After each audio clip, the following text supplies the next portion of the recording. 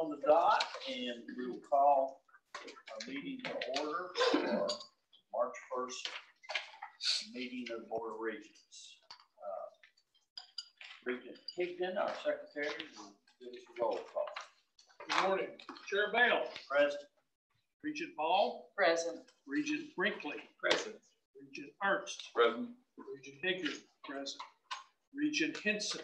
Present. Vice Chair Johnson. Here. Regent Mayer. Present. Regent McKinney. Present. Regent Nichols. Regent Porter. Present. Mr. Chair, report that all board members are present and attending.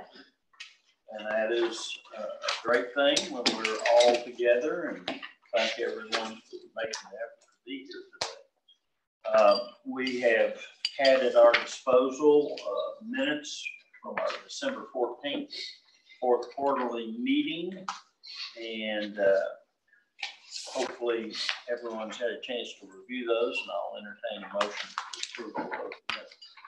So moved. Motion. Second. Regent Porter. Any discussion concerning those minutes or corrections? If not, all those in favor say aye. Aye. Opposed, like sign. And stand approved. Our Academic Affairs Committee is the next piece on our agenda, but before then, would like to announce that our committees met on February 8th to discuss each item on their respective agendas and recommended submitting the agenda items to the full board for consent action with a few exceptions. Those exceptions being Academic Affairs Committee item number 2 and the Executive Committee items 1 through 4. These items should be removed from the consent agenda for discussion and a separate vote. With that, I will turn it over to Regent McKinney and the Academic Affairs Committee. Okay. The first item on our agenda is AA-1, which was presented and approved in committee meetings. Approval of sabbatical leave requests. Do I hear a motion to approve AA-1? So moved. Second. All in favor, say aye. Aye. All opposed? Oh, I'm sorry, I was supposed to. Sorry, I'm past that. Would you like to talk on the sabbatical leaves at all? Does anybody have any discussion? Motion passes. The next item is AA-2, which is not presented at the meeting. I have a motion to approve the emeritus status appointment. So moved. Second. All right, would you like to make a presentation on that? Yes, I would. Good morning. It gives me great pleasure to introduce Dr. Joseph Strafton from the Department of Philosophy and Religious Studies.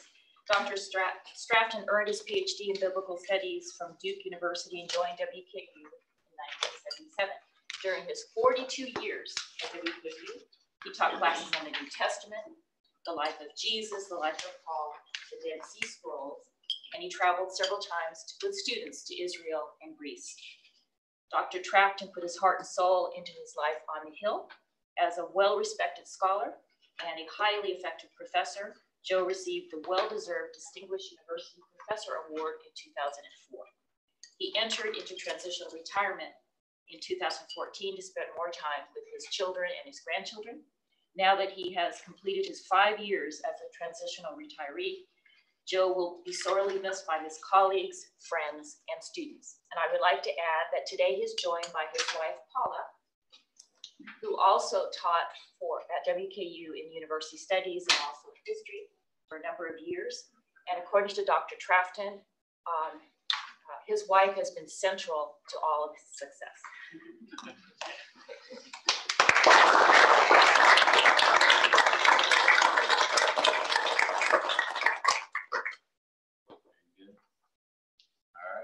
All in favor of, or would you like to speak? All in favor of approving AA-2? Aye. All opposed? That motion carries as well. Thank you and congratulations. Awesome. All right, we'll move directly then to the Executive Committee. And we have listed first an information item, and Susan DeFreeze is with us here this morning. For those who got a glimpse of the news last night, Susan was on the news showing bits and pieces of the Commons project. It was pretty exciting to see it all up there. It's going to be a heck of an addition to this university. So, Susan. I just want to thank the board and the president for its vision for this amazing project. Once again, we have the privilege of John from Luckett and Farley and Brian and David Rose from Ansler, the architects in Chicago. So welcome, and I'm going to turn it over to them. My name's John Whitney, and I'm the market director for higher education at Luckett and Farley. And we're here today with our colleagues from Gensler to present the schematic design, a summary of the schematic design for the Commons at Helm. We're very proud of this project. We're very pleased to be here. We're honored to have been selected to do this project. I'd like to introduce my colleagues. We have Brian Watson, Dave Rose from Gensler, and then over there we've got Megan Webster and my colleague from Luckett Farley, Eric Andrew. So we're here today to talk about this project, run you through briefly the process that we've undertaken so far, and hopefully you'll find this project to be as exciting as we have. David. Perfect. So we were with you back in December. We showed you the process that we went through at that point. We're pleased to be back with some drawings and visuals of what it actually looks like that was on the news last night, it sounds like. So we're going to go through a couple slides to repeat where we were, and that this project is really based on the vision that has been set forward with the institution. And hopefully the invite, engage, grow, and radiate, you'll see as we talk through the project that these are really guiding North Stars for our design of the project. You'll see that through the renderings that we show you. It's all based in history, though. The building that's been provided for this project has historical roots on campus. And a lot of that energy and excitement and exposure of the rawness of the space, including even perhaps the center court, will make its way back into the final project. And when we talked in December, we talked a lot about why now, and that a lot of the classrooms that were around when the arena was being used as a basketball arena looked like the top left, but now they're looking more like the top right. Work used to look like the bottom left, now it's looking more like the bottom right. So this project for your institution is perfectly poised to let it be not only on the right-hand side, but perhaps even farther forward than that, so that you're ready for your future, ready for where the university, where the students are expecting their spaces to be.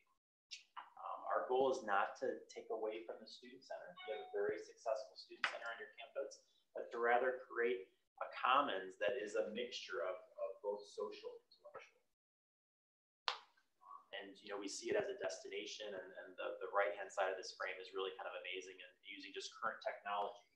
And that the two parts of this library were made for this program that you've asked us to design. And that's where the books are very well situated in the existing building, but then all of a sudden, the Helm becomes the blog. It becomes the more social interaction aspect of the book. And this quote came out early from the steering committee, and just that our goal is to harness the social to power the intellectual. And that phrase in particular it really differentiates us from what a student center typically is. Student center is usually all about social and creating those interactions, where now all of a sudden with the infusion of the librarian and the book, it really begins to create this amazing dynamic space that are enjoying designing for you. And if you think about what the libraries always were used for historically, it was a chance to open up your window to the world. It was a chance to see the parts of the world that you couldn't be to. And when we apply this to your campus, and the building in particular, it's an opportunity to open the window to the commons, and not only to see the campus that's outside, but also see the activity and the energy that's inside. Different than many of your buildings, or many buildings on academic campuses, where you don't really see the activity that's going on. I think what you'll see here now is that transparency allows for both to see what's going on outside and for the outside to see what's going on. Right, and really this starts just by looking at the existing building and understanding what's really great about it. Things like the terracotta detailing, certainly the space inside that we looked at. And then also the things that really are opportunities that we can look at. So that west facade especially kind of looking back down the hill towards campus, is really an amazing opportunity where we had the 60s edition. Back to that idea of, opening up with the commons to a window to the commons, thinking about what can we do there to treat that differently and really open up the building and have it connect with the campus. So that's really been our starting point, thinking about this building more as an open book, as opposed to something that's really kind of block those views in and out. And you'll see later, we'll walk you through the plans and the spaces and the exterior of the building, what that means in terms of connecting with the campus and how we're treating, especially that face of the building and the associated green spaces along with it. We talked last time about that window to the commons and treating that path, back up the hill. So you've got the art building to the bottom of the page and this connection with Cravens. But where that 60s edition was, looking at taking that down and really opening that space up. And that's really a huge opportunity for the project. One, to better connect the campus, but then two, to better connect the building with the campus itself. One of the things we've really focused on with the site plan, A, is improving circulation, providing more green space and usable outdoor space, seating for students, but then also improving accessibility to the building so that anyone can get here, especially really connecting up with Colonnade, providing an accessible grade and path to the main entrance of the building. And I gotta say, one thing you see there is the service dock towards the State Street, Normal Street side of the building. Making sure that worked was a struggle, but we put a lot of brain power behind that, and we found a way to make sure that the trucks can get in there and then things can be delivered and the food servers can operate in an efficient manner. And then thinking about this identity, so we want to be, really connected with the campus. What is it that is about this campus that's unique? Looking at the limestone, certainly. So we have the existing building that's limestone.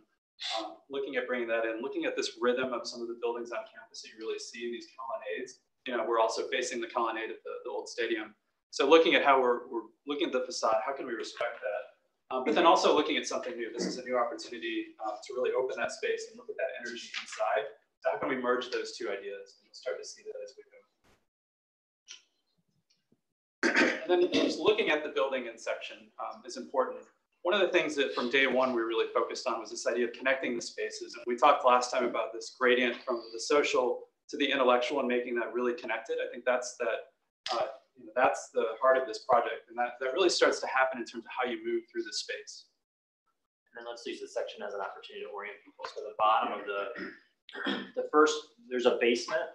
We're using that for a lot of the storage and backup house for food service. First floor is mainly food service. Second floor is a mixture of food service and library. And third floor is all library, teaching, innovation. So the building has naturally segmented itself. And then by reopening some of that floor plate to that original historic image that you saw, the views that'll happen through the space will actually be quite dynamic. And then the exposure of the original trusses as well, where right now they're covered up. We'll be exposing those back, so it'll really begin to feel very airy and great volume of space that you'll be able to feel all the way from that first floor food service area up to the third floor.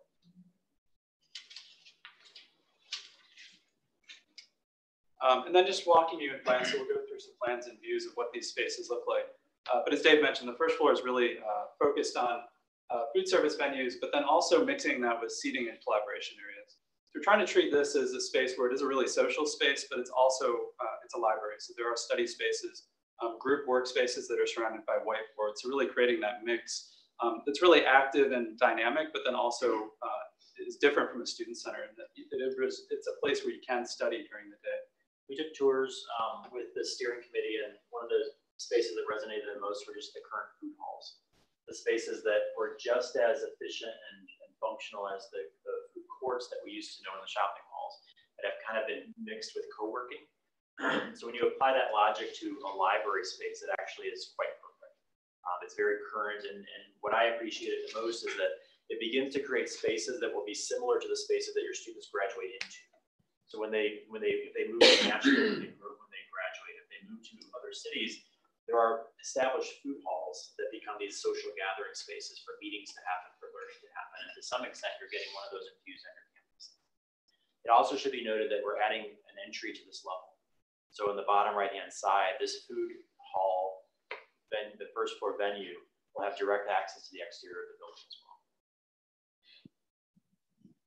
And I'm starting to look at these spaces. So what you see here is from that entrance, looking in, so you see some of the food venues to the right. And this is one of these spaces that we talked about that's a vertical connection through the building, really actually stepping up the hill along the west side of the building and bringing that inside.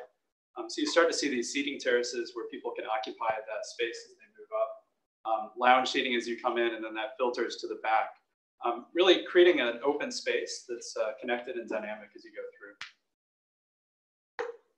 And then looking at that from the second floor, really starting to see that connection to the outside. This view back to campus is really critical. And by opening this up, you really start to see that. You start to see some of the greenery and that connection back and forth. We really see these, this is kind of the transition zone and that connection between the predominantly food space on the first floor up to that second floor, which is really the mixing bowl between the two.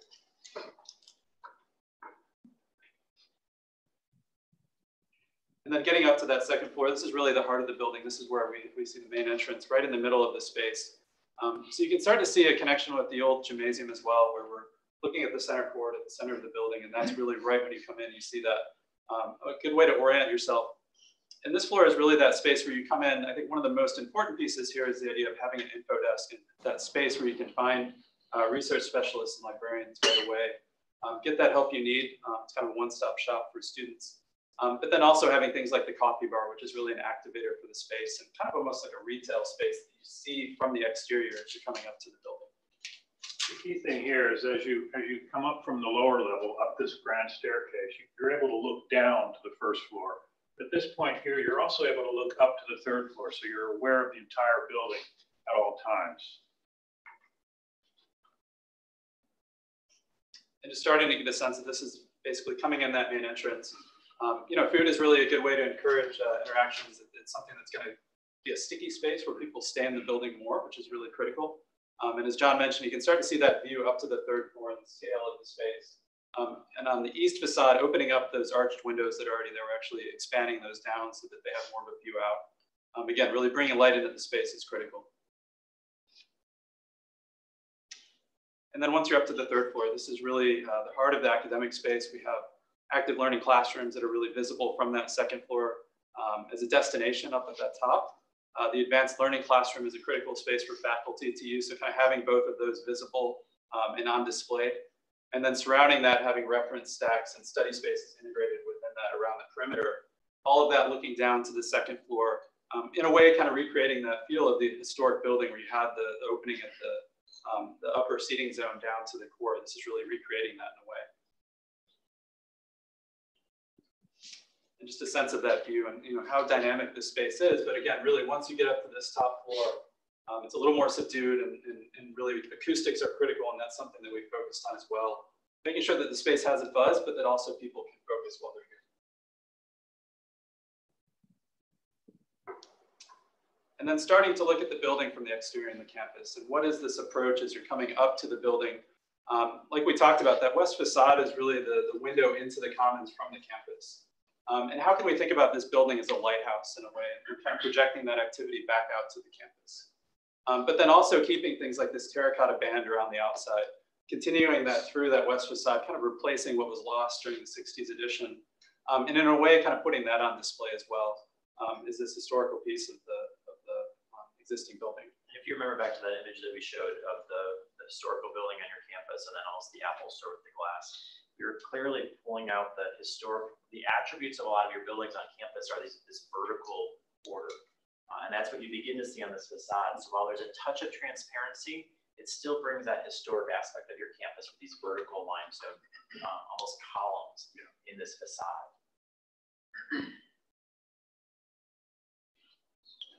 And then going to this view, so this is basically looking into that space on the south end of that west facade. Looking in where we had that two-story connection between the first and second floor, seeing the hill kind of reaching into the building. And really, that path is critical, and that's going to bring you up the hill as well to the historic hill. But then how can we really celebrate that and make it an integral part of the building and a way to pull people inside as well? So the doorway on the right is the one that we talked about in the plan that would bring you right to the food commons. The doorway on the left at the top here is the one that would bring you right to center court and right to that info commons for the library up above. So by having multiple entrances in the building, you really begin to handle traffic flow as well and give students that choice of how they want to enter the building to get right where they want to go. The other thing that I'll point out that you saw in the rendering of the plans, our global research into workplaces, again, where these students are graduating into, is that the highest performing companies are the ones that give their students a choice of when, where, and how to work. So that photograph of the cubicle is so far beyond where the millennials that are graduating from your college are going to go working. What this allows is for us to create, again, that sort of feeling on your campus. So the students can choose when, where, and how to work in this library. They can choose to hit the librarian at the info desk right away. They can choose to go upstairs where it might be a little bit more of a quiet space, much like your current student center, where you go upstairs. It's a different experience when you're on the first floor. Or they can choose to be down in the buzz, the beehive of activity down in the food commons.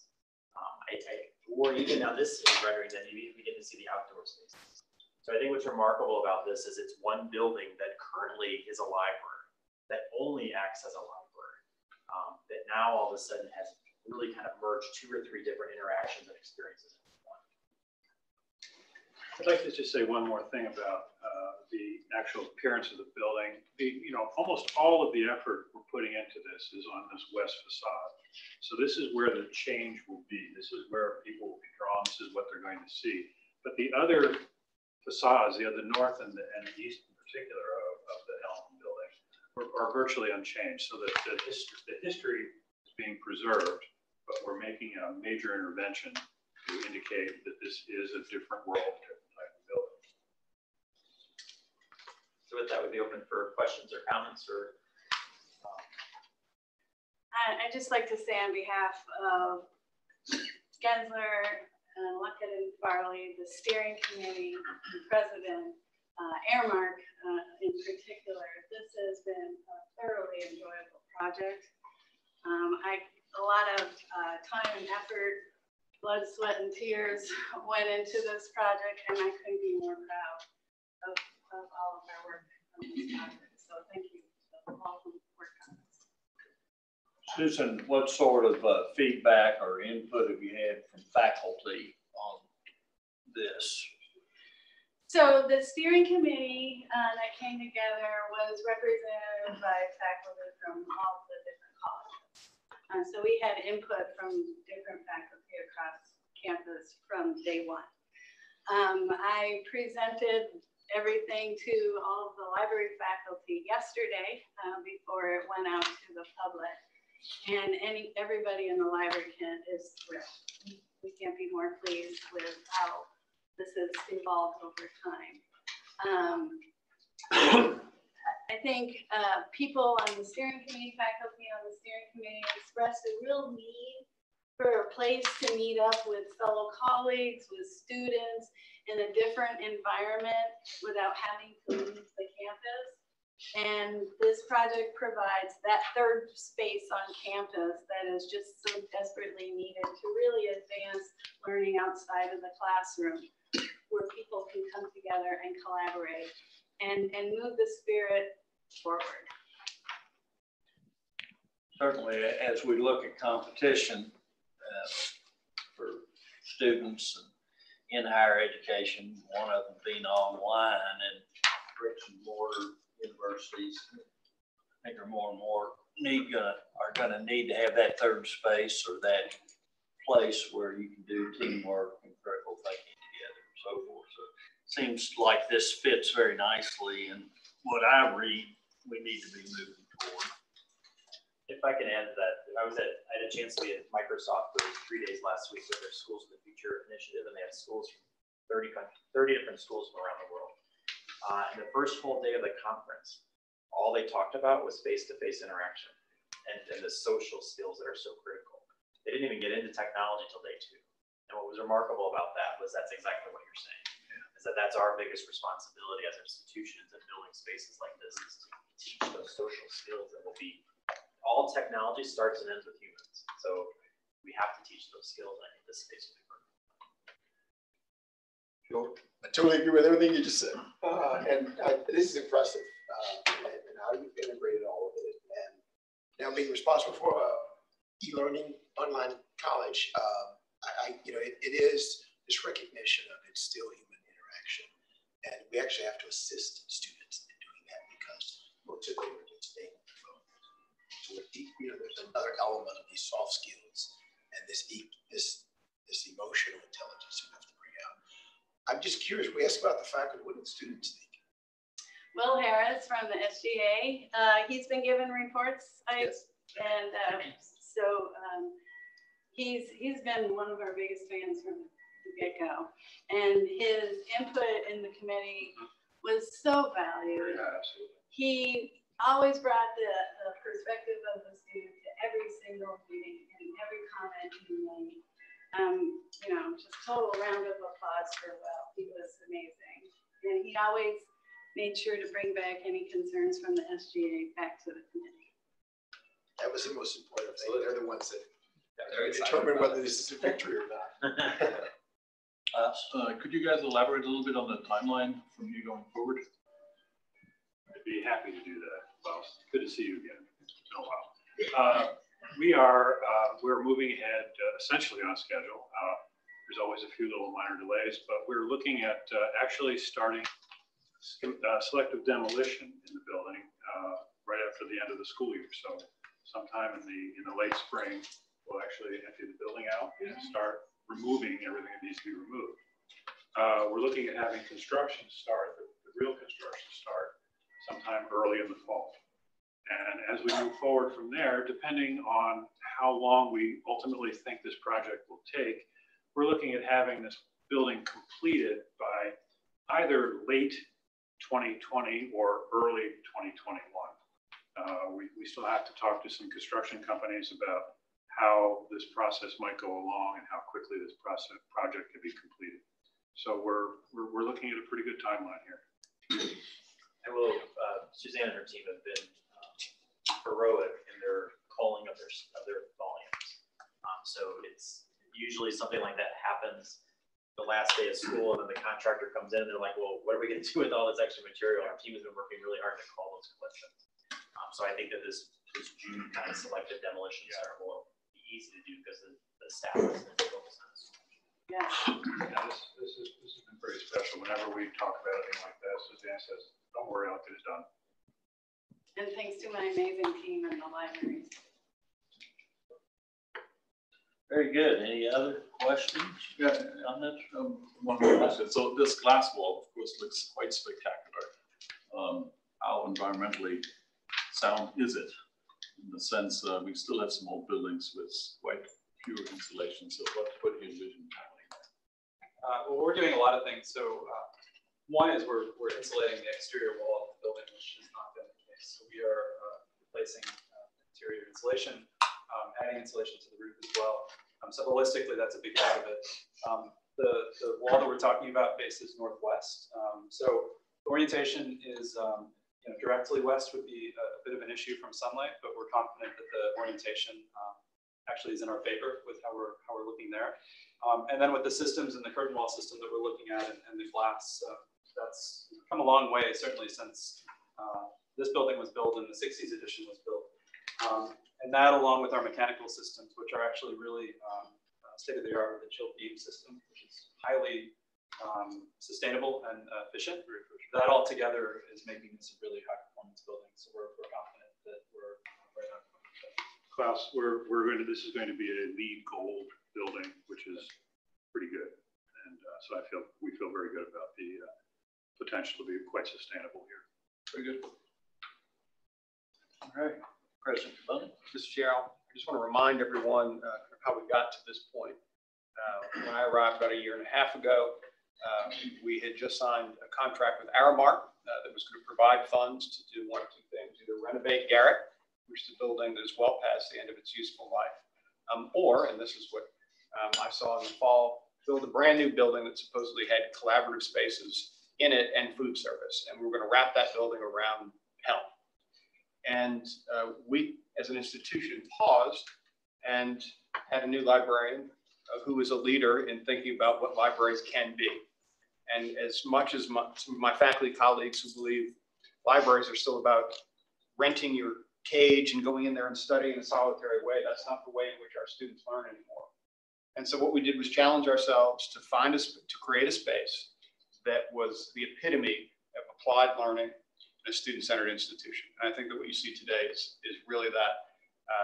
We're not doing this for anybody else except ourselves, but I will tell you, you will see very few examples of this nationally, but we're about 5 years ahead where everybody else is going to be. And so I'm pleased that we've pushed the envelope, we've taken advantage of an opportunity, and created a space for all of our students, including commuter students, who will have a place to stay and study and engage at the top of the hill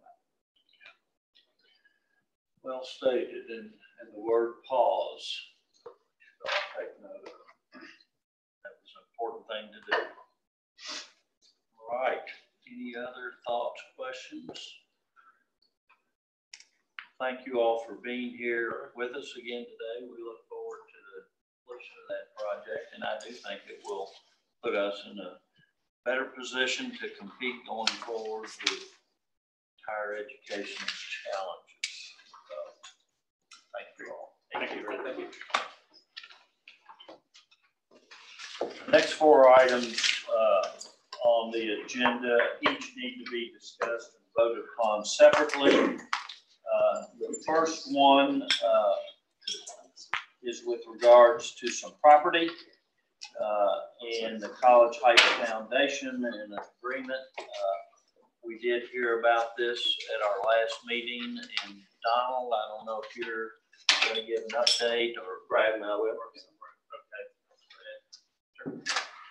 Thank you, Mr. Chairman.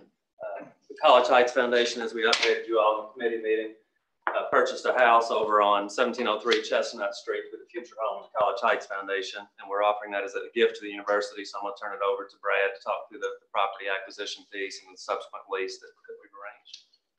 Our request today is the approval of two parts or two components of this exchange.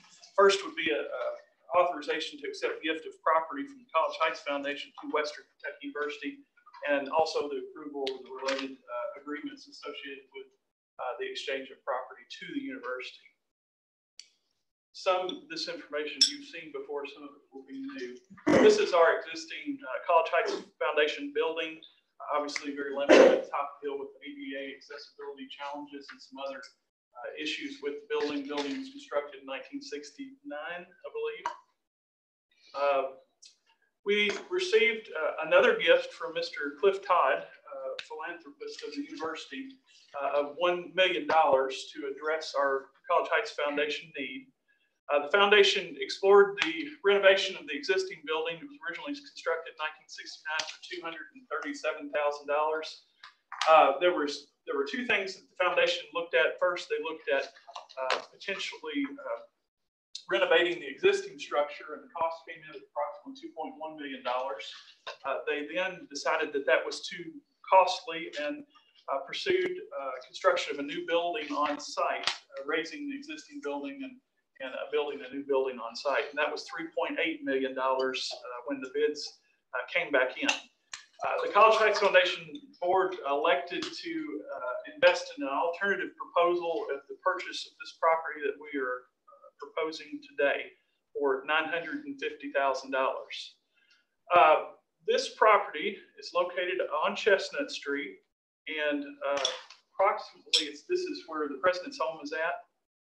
This is our parking lot on Chestnut Street, and environmental health and safety is over here for reference. This property is 3 acres in this part of campus. We presently, the university owns these two homes here, this home, and this property at the corner currently uses for the doctoral program. And it's a large piece of property, 3.2 acres, located in this section of the city of Bowling Green. We own, I did not mark this, but we do own property down in this section of this block.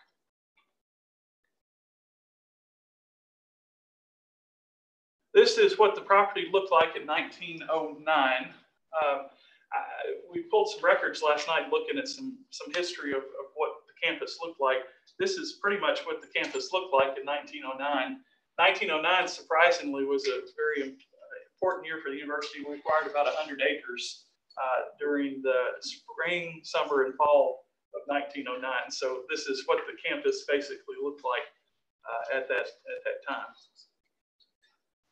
The house that we're going to receive as a gift from the College Heights Foundation is a 3,600 square foot residential building on approximately 3.2 acres. The structure was built in 1898, was fully remodeled in 1992. Particularly the wiring was redone and some other things that were done at that point in time. It's appraised for $1.35 million and was purchased by the College Heights Foundation for $950,000 as a bargain sale from John and Susan Mint. The second part of this transaction, and one that we did not discuss in length at the last committee meeting, was the lease and option to purchase agreement. Those details had not been sort of ironed out, and obviously a few of those details may change a little bit, but for the most part, what you have received in your packet should be the completed agreement. The lease provides for, I like lease agreements, they provide, it's a good fence. So we've got the College Heights Foundation as a separate entity, WKU. Obviously, we're both separate entities, and so lease agreements are basically legal fences, how entities are to operate. And so it's important to get that fence set early on and correctly. The lease provides management terms to both protect WKU and College Heights Foundation. You see the terms, the extensions, the renovation, maintenance guidelines in that agreement, who's going to pay for insurance, who's going to reimburse for insurance, utility cost, operation, building support, those kinds of details in the agreement.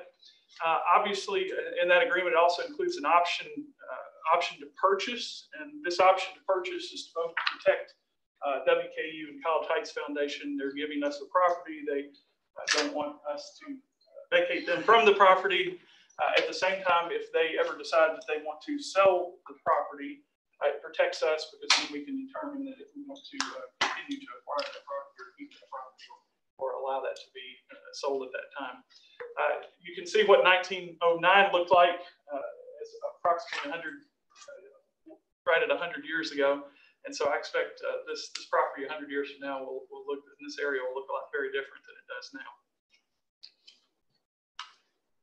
Action agenda item EX1, authorization, first authorizations for WKU to accept the gift of property at 1703 Chestnut Street, and the second authorization is for WKU to enter into a long-term lease with options purchase agreement with College Heights Foundation. So does anybody have any questions? Questions, anyone? I think we can consider both of those at the same time, maybe not. It's all in one motion. It's all in, yeah, it's in one action item. Entertain a motion. Motion from Regent McKinney. Your second. Second. Any further discussion? Questions? Comments? Quick question.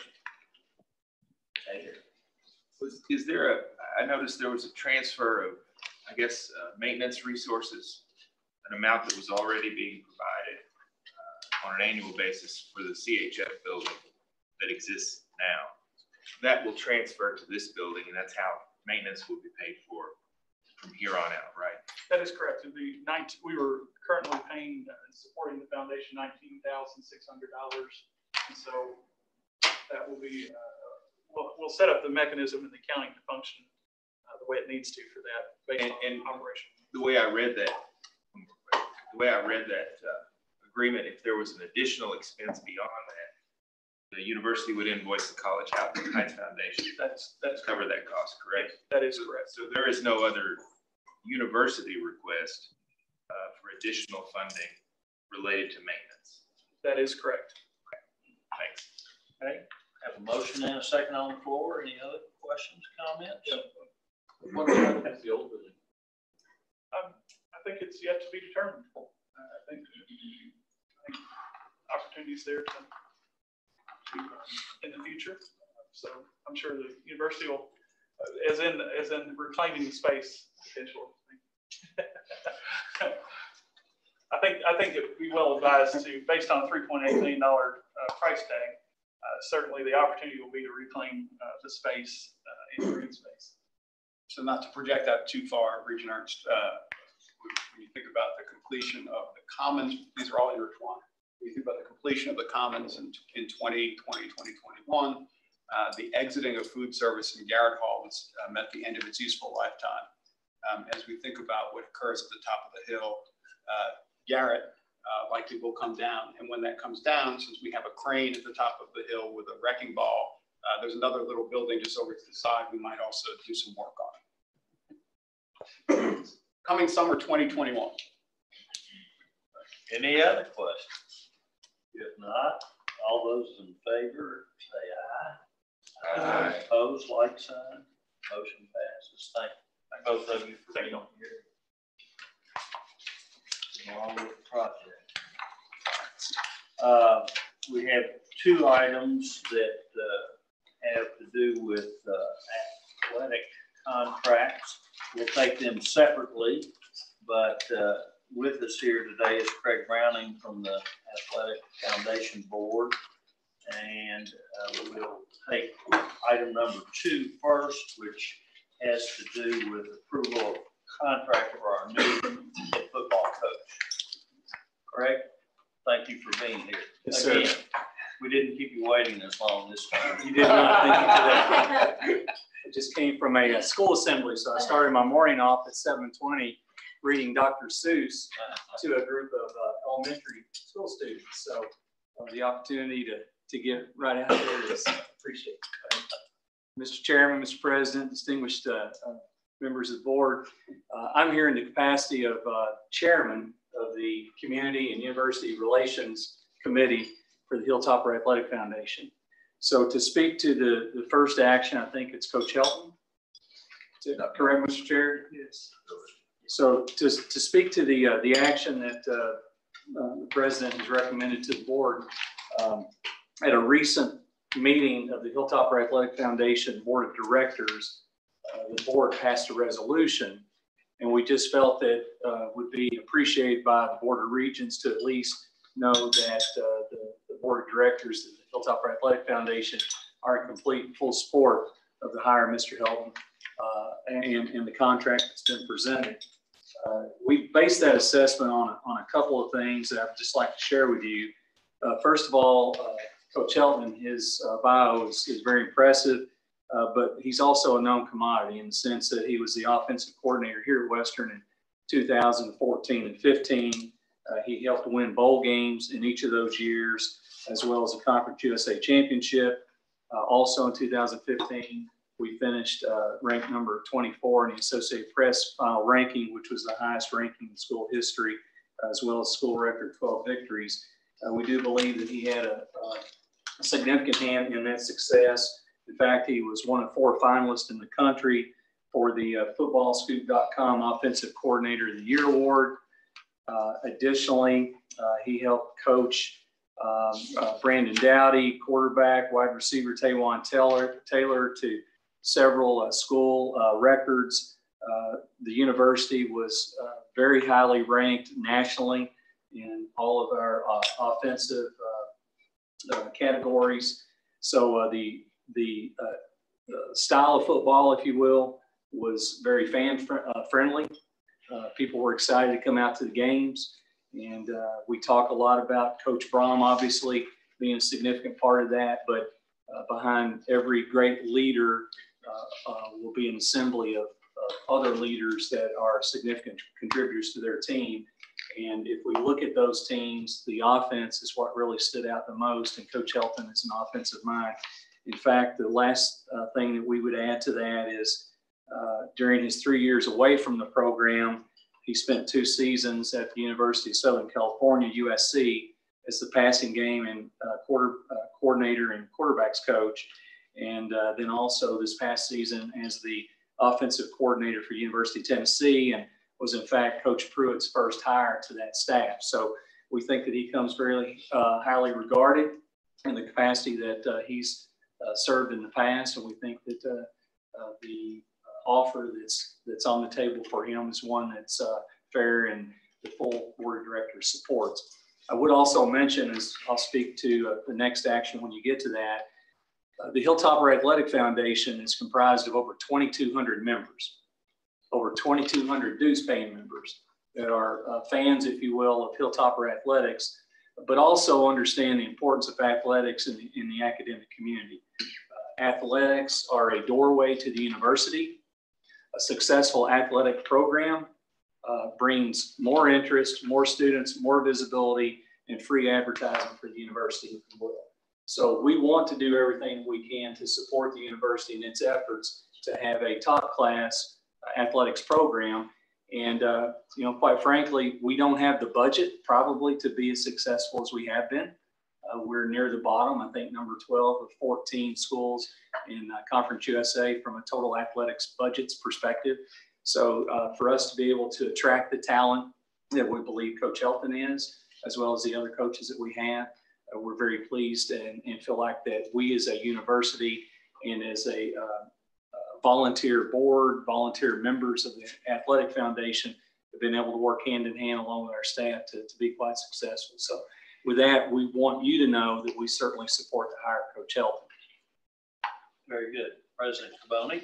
Chair Bale, the changing of a football coach and the hiring of new talent, particularly after 2 years, is a difficult decision. But I've spent time with Coach Helton and his family, and they're going to be not just excellent.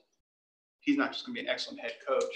They're going to be excellent ambassadors for our community, which is an important part of the job. He knows us. He knows the style of play to which we became accustomed, and will bring back the excitement that we need for this university to be successful. Young people choose WKU because of a total college experience, and that means everything from our library to our residence halls, to our faculty, to the degrees we offer, to be able to spend time on the weekends and the evenings at athletic competition. For us to be successful, we need successful athletics, and I welcomed Todd Stewart's recommendation to hire Coach Helton, and we're glad that he's here.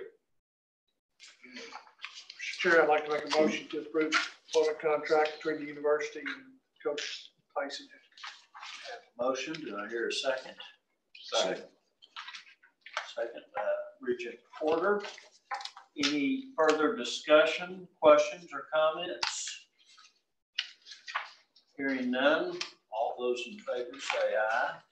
Aye. Opposed, like sign. Motion passes. Craig, I'll now ask you to come forward again. We have item number 3, which has to do with our athletic director employment contract. Mr. Chairman, as we understand, there's a consideration to increase the base pay of athletic director Todd Stewart. At a recent meeting of the HAF Board of Directors, action was approved in support of Dr. Caboni's recommendation to advance the base compensation of Director of Athletics Todd Stewart to $270,000. In doing so, the HAF agrees to supplement the increase of $65,868 on an annual basis during the athletic director's 4-year contract. So again, as we considered the request that was upon us as a HAF board, we took into consideration several things as it related to Todd Stewart and again, his resume. A lot of folks are familiar with what Todd did pre-WKU, but some may not be. In fact, in the community, I think it's a little known fact that he actually spent 15 years in the NFL. 9 years with the Indianapolis Colts organization, 6 years with the Cleveland Browns organization. In addition to that, he served 4 years as the associate commissioner of the Sun Belt Conference. So we actually hired him from the Sun Belt Conference. He didn't come in directly as the athletic director, but had the opportunity to grow and understand the dynamics of the AD as he was mentored by others. When the opportunity came for President Ransel at the time to hire him, I felt and others on the board felt that he was a good hire. Todd actually has now served in a tenure that places him 4th in the longest serving tenure of ADs of the 15 in our university's storied history. So he's been around for a while. You know, when you are in the position that he's in, director of athletics, I think every decision that you make is going to be under the spotlight and microscope, if you will. In my business on a daily basis, I make a lot of decisions.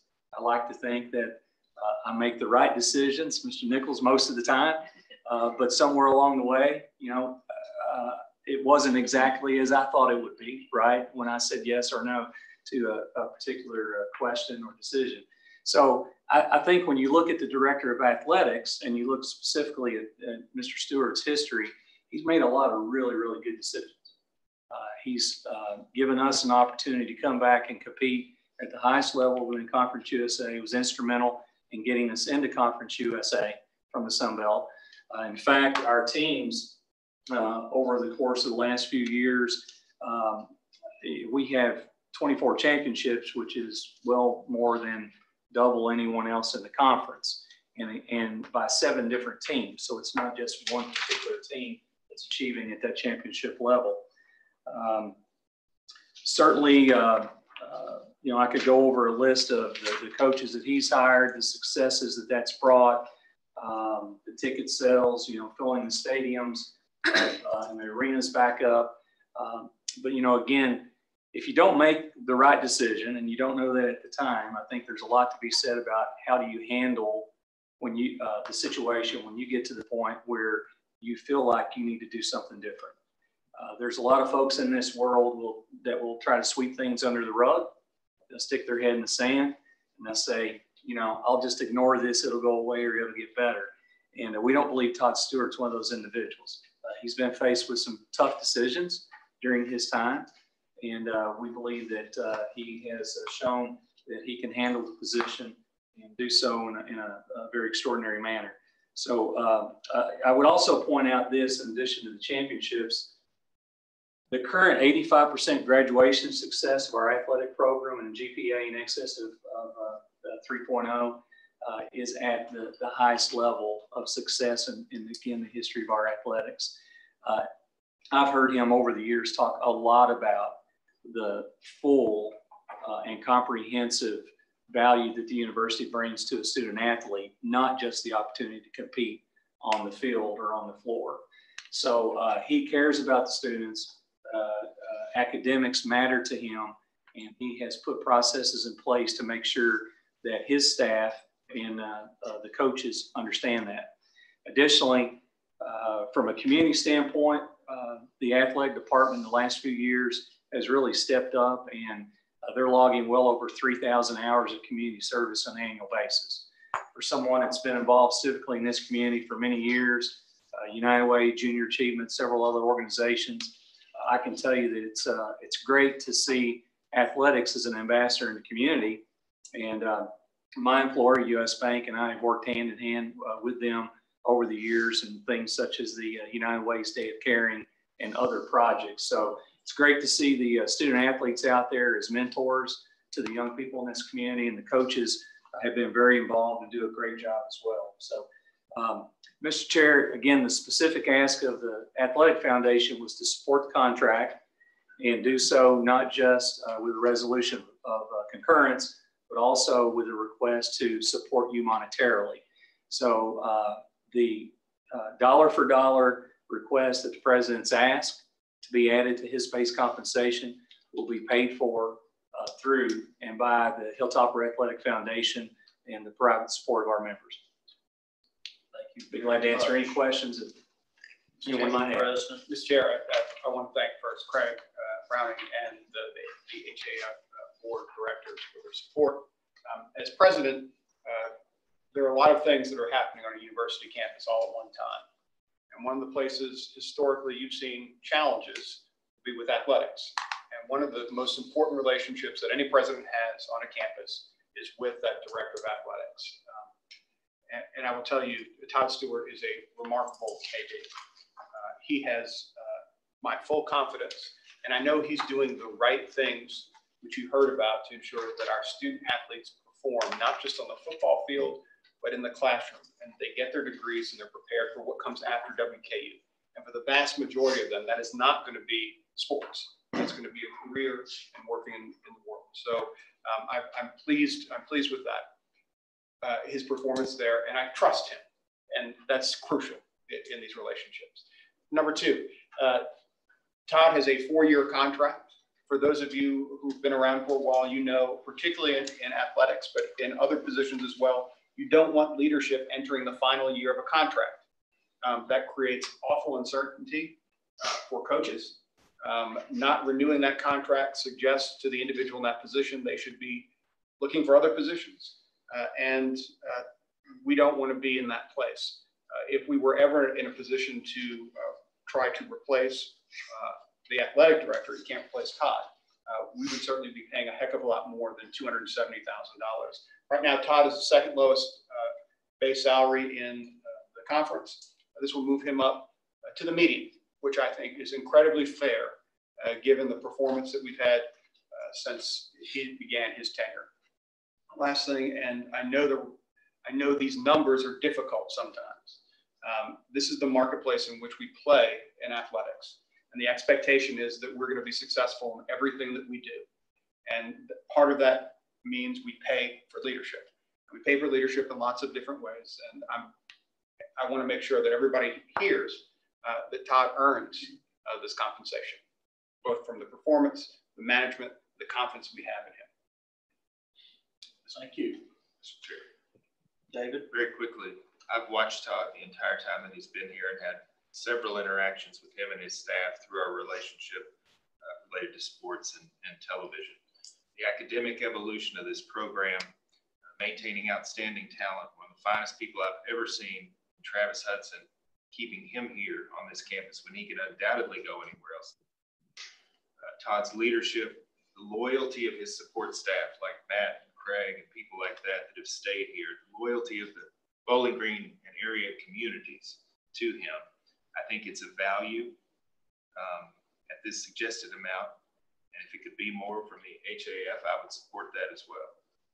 With no additional cost to the university, I think this is an outstanding value and hope that it moves without exception. I think you just made a motion. I'd like to make that motion if it's all right with you. Do I hear a second? I'll second. Any further discussion, comments? If not, all those in favor say aye. Opposed, like sign. I'd like to thank Craig Browning for being here. It makes me think of the other boards that serve our university, Foundation Board, College Heights Foundation, Student Life Foundation, and people like Craig who serve selflessly on those boards are really great credit to this university as well. Craig's a busy man. For him to come and spend half the morning with us, we appreciate it. Thank you, sir. Thank you. For you, Bill, before Craig leaves, I put in a plug. Tonight is the U.S. Bank sponsored art show at the Kentucky Museum, starting at 6 o'clock. And for those of you who are in Bowling Green or still in Bowling Green tonight, I urge you to drop by. It's a wonderful, wonderful partnership between U.S. Bank, the university, and the community of Bowling Green. And that's been going on for 25, 30 years. 20, I think this is the 26th year anniversary. Yeah, I used to have Glasgow in early years, but it is great. For anyone who can join at the Kentucky Museum, it's a fantastic show. Yeah. Over 400 entries once again. 60-mile radius is basically the requirement for anyone to enter their works, but it's a fabulous show. It's always different from one year to the next, and I suspect I'll see you there tonight. President Caboni's, we hand out awards, no doubt, once again. So thank you again. Have a great day. Thank you. All right, the final action item for the executive committee concerns our annual salary recommendation for the president, and specifically details of the salary and contract that pertain to a bonus. Mr. Chair, it's part of the responsibility of the executive committee was to evaluate our president with respect to his performance at the university. That task has been accomplished. Under that employment contract, there was specific metrics, performance goals, rewarded innovation, rewarded visionary action, They awarded just specifically performance. And I'm happy to report to our fellow members that the president has excelled in exemplary fashion in all those areas. And in accordance with our employment contract, I would like to move that we award our president the performance bonus that we enticed him with, $40,000, which represents 10% criteria set forth in the employment contract. I'll second that motion. Have a motion and a second. Discussion, comments? I'd like to make a few. As Regent Higdon alluded to, this contract included several areas that we were going to be interested in. I think since that hiring, you know, it's a changing playing field all the time. We're seeing new challenges come up, whether it has to do with the pension situation or whatever. But I have a list of some of the accomplishments, and it really is dizzying to read and to think of what all has been addressed and accomplished in the less than 18 months or so that he's been here. But as we all know, we had I think, very successful strategic planning process, climbing to greater heights. We've now adopted as our mantra, student-centered applied research university. As Regent Johnson can attest, there's been yeoman's work done with regards to budget and specifically doing things that aligned expenses with income, not an easy thing in this environment. He has been over the state and over our county regions untold times, meeting people, creating relationships, which come back to Western in many, many different ways.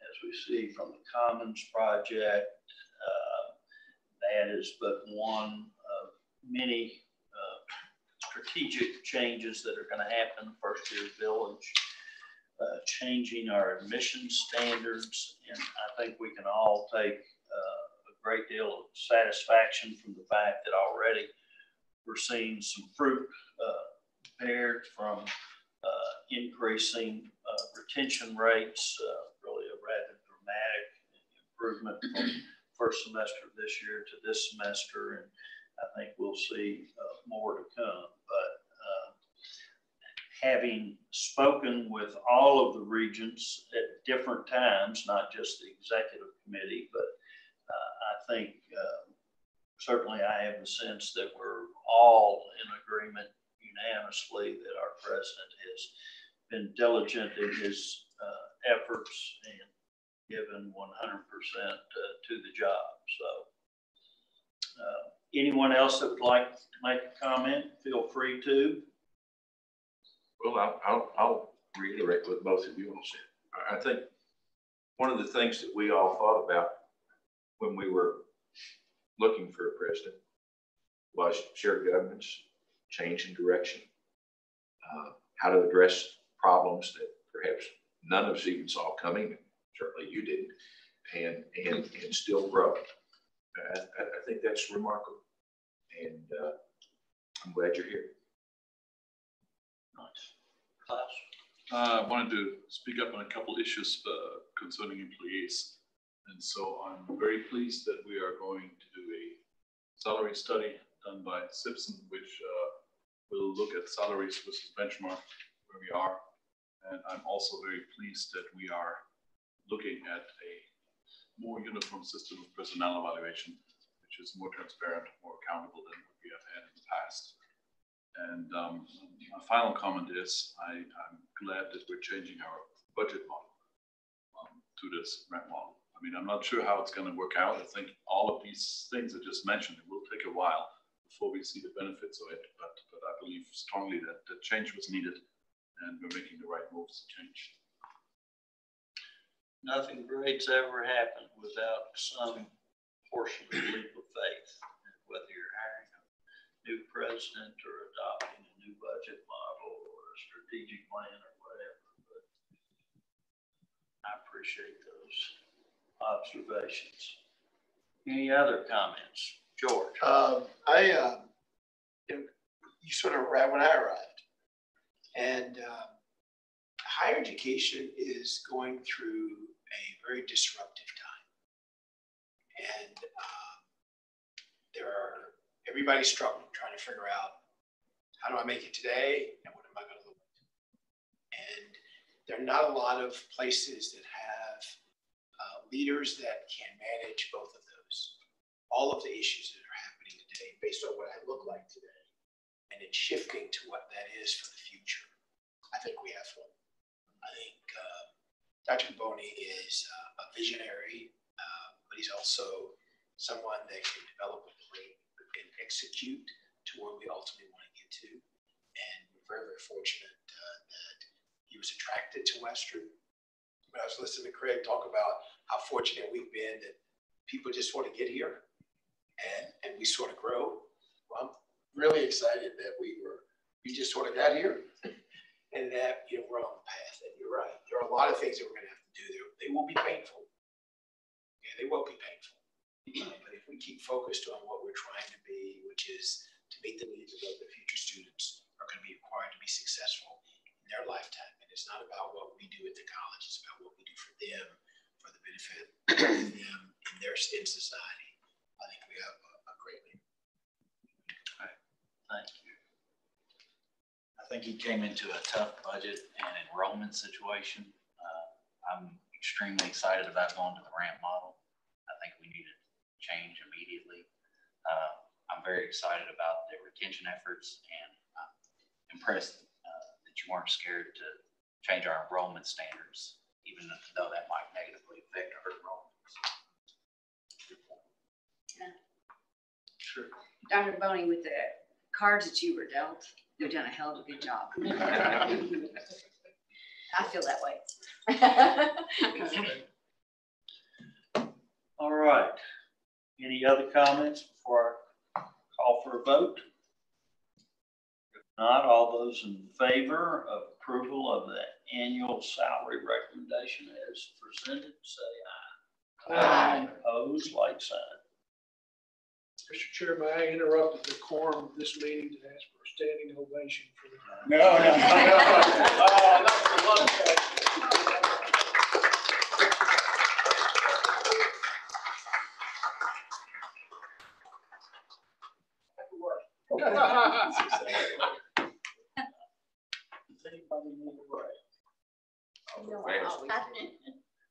I always do. Yes, please, yes. 5 minutes.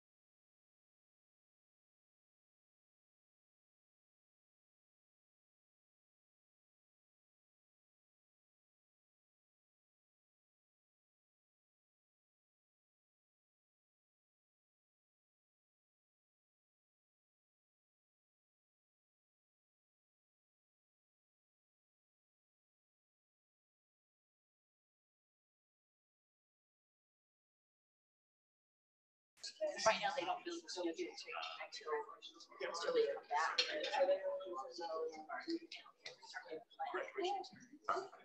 They don't know where you have the from. I did. She can give me gift cards.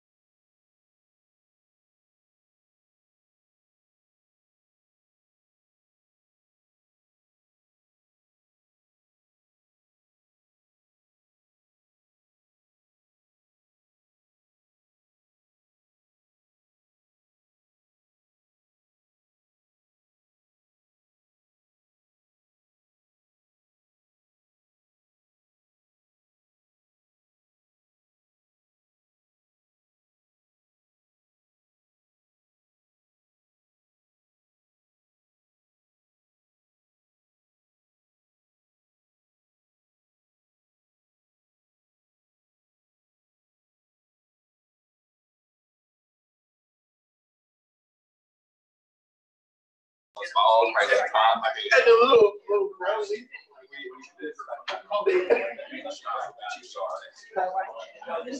And they already learned the cars. Look into that one. Yeah.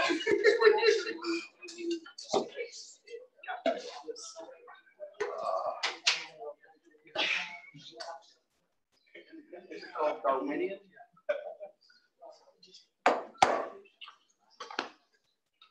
All right, we will reconvene and go directly to the Finance and Budget Committee.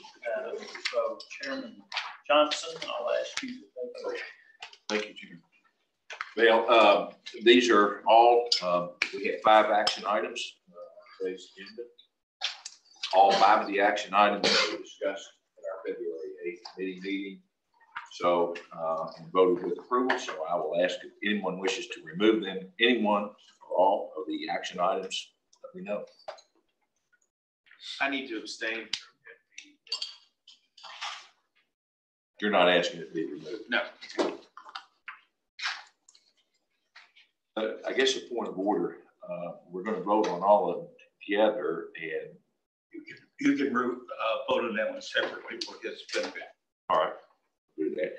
So for purposes, can we vote on FB2 separately too, please? The tuition fee. All right, we'll do that. So FD1 and FD2 will be removed from the consent agenda. Anything else? Okay. So we'll start with FB1, acceptance of the auditor's report and financial statements for WKYU-TV and the FM radio station for the year ended 6/30/2018. Do I have a motion? I move to be approved. Motion by Regent Porter. Do I have a second? Second. Regent McKinley. Any further discussion on that particular item? Hearing none, then I'll vote. All in favor, signify by saying aye. Aye. All opposed? Any abstentions? Abstain. All right, we move to FB2, which was also removed, and I'll entertain a motion of approval of the 2019-22 tuition and mandatory student fees. Hear a motion? Move. Regent Higdon. Second. Second. Regent Ernst. Any discussion or comments regarding FB2? Yeah, I just wanted to add, obviously I'm going to vote no to this, just increased cost of students, but I realize the university is doing all that it can for the future to steer clear from additional cost of students. And I do commend President Cavoni for looking at things such as retention and increasing the budget model, which I think in the future will help alleviate that cost once we get out of our deficit. All I wanted to say. Anybody else? No further comment, then I'm sorry. Oh, I'm sorry, Dr. Cavoni. Looking the wrong way. I appreciate the comment, and while we are voting on a tuition increase, I want to help remind people of a really important point for this institution. In the past year and a half, we've been readjusting our aid strategy, sliding it down the need curve, doing everything in our power to remain affordable to every student who wants to be part of this university. I think the mistake we make sometimes is looking at sticker price. We can't look at sticker price. We have to look at the net cost to students. And one of the things I'm most proud of that we've been able to do as a university is keep our net price at a place that is incredibly competitive and a remarkable value for what our young people get here at WKU. And we know that our net tuition in the previous year, our net price was $11,817. That's tuition, books and fees, and cost of living in a residence hall. We worked really hard to keep that number. And we know that is thousands of dollars cheaper, $8,000 less than University of Kentucky, $7,000 less than the University of Louisville. But what most people don't realize is the net price is also less than Eastern Kentucky University. It's less than Moorhead University. We're committed to making sure every young person who wants a WKU experience can have it regardless of their family's economic condition. And so I understand the tuition increase is always difficult, but I want to put it in context of the work that we're doing to keep our net price competitive in the marketplace. Thank you, Dr. Kamali. Any further comments? Could I ask you to elaborate when you talk about a net price? What does that actually constitute? So it is everything that a student would pay for, tuition, room and board, books, living expenses. That's the total minus discount, not loan discount, grant discount. And so one of the things that we're able to do by discounting our tuition, when you think of a net tuition model, is for students who are more needy to bring that tuition down where it's more affordable.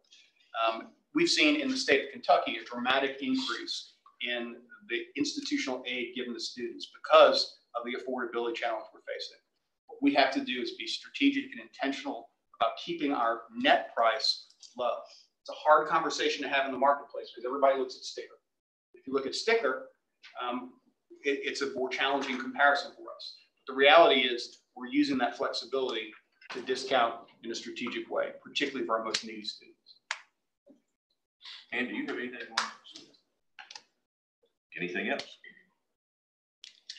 No further comment, then I'll call for a vote on the motion on the floor. All in favor, signify by saying aye. Aye. All opposed? Aye. Motion carries. We now move to the consent items FB 3, 4, and 5, which were not removed. I entertain a motion to approve those FB 3, 4, and 5. Someone, do I have a second? Me, second. Any comments or questions on the consent items? Hearing none, all in favor signify by saying aye. Aye. All opposed? Carries, and that is it. All right. We had some other business and announcements and present. I mean, I don't know if you have anything else you wanted to bring before us today. Here, Vale, I have one thing. Some of you have partaken in king cake, and I've not yet heard who managed to find the baby, because whoever did, this is like, I remember being in New Orleans, you have king cake, and I think I remember even, who got the baby? Everybody's looking. Who got? Got it. Who Shannon owes us a king cake next year. I remember being in kindergarten and being terrified that I was going to have to go home and get my family to buy a king cake for the next Friday. So much so that I think there was one young man who actually swallowed the baby intentionally to not have to make that purchase. So glad to see Shannon will be buying next year's king cake. The other is, we're all about recruitment here and making sure we recruit the next generation of Hilltoppers. And we have 2 new members of the class of 2041 who just joined us in this world. And so I want to congratulate Regent Porter, whose grandson was born December 21st. William Cravens Porter, WKU class of 2041, and also Linda Ball, whose granddaughter was just born. Ann Cates Albright joining us on February 26th. Congratulations to both of you. And I think we have some Hilltopper wear for them to get them started early.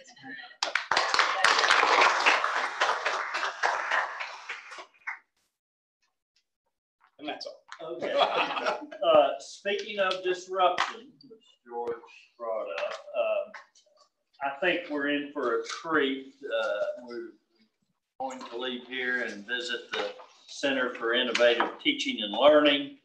I have been through that center, and I think it's efforts like that and what they're doing to employ brain research and what it tells us on how we all process information and learn today, but the different ways of doing pedagogy, which I think are going to separate winners and losers in higher ed going forward. I believe last week there was a major conference on our campus.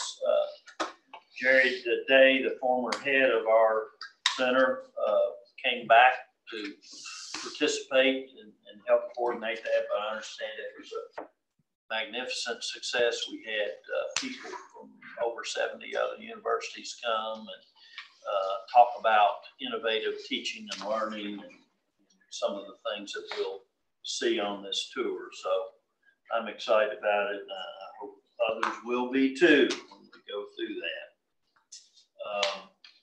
If anyone is interested in going to the national conference in Orlando in mid-April, let us know.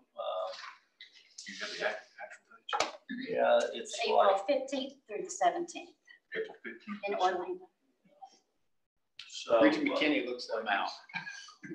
Yeah.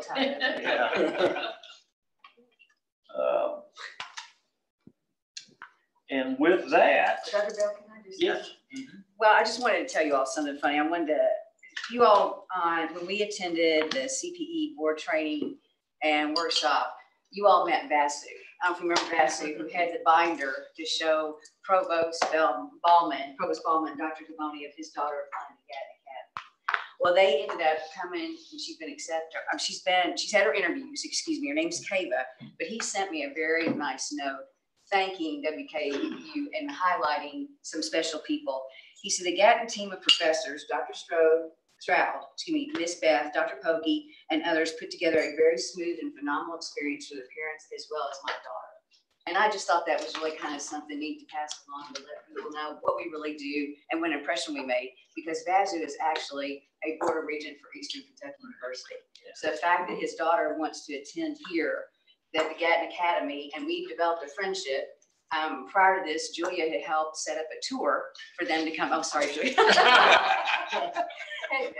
to set up a tour for them to come. I guess it was last fall, and came through, and they've been doing it. But the funniest thing about the whole binder thing was Vassy told me he wanted to bring something to show Dr. Devoni and Provost Ballman, and I thought it was going to be a slip of paper.